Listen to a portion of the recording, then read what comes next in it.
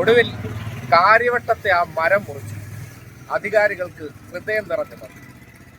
ഒരു സിസ്റ്റം പരാജയമാണ് എന്ന് കഴിഞ്ഞ ദിവസം പറയേണ്ടി വന്നത് എന്തുകൊണ്ടെന്നാൽ അപകടാവസ്ഥയിൽ നിന്ന മരത്തെക്കുറിച്ച് ഒരു തവണ ചൂണ്ടിക്കാട്ടിയിട്ട് അതിൽ ഒരു നടപടിയെടുക്കാതെ വീണ്ടും അതേ രീതിയിൽ തുടരുമ്പോഴാണ് ഒരു സംവിധാനത്തെ നമുക്ക് വിമർശിക്കേണ്ടി വരുന്നത്.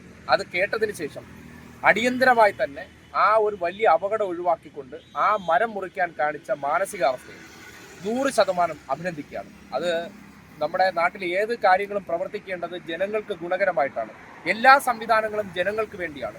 ജനങ്ങളുടെ ജീവന് അപകടം അല്ലെങ്കിൽ അപായം ഉണ്ടാകാനുള്ള ഒരു സംവിധാനമായിരുന്നു ഈ മരം എന്നുള്ളത് ഇതുവഴി യാത്ര ചെയ്യുന്ന സന്ദർഭത്തിൽ ശ്രദ്ധിക്കപ്പെട്ടതാണ്.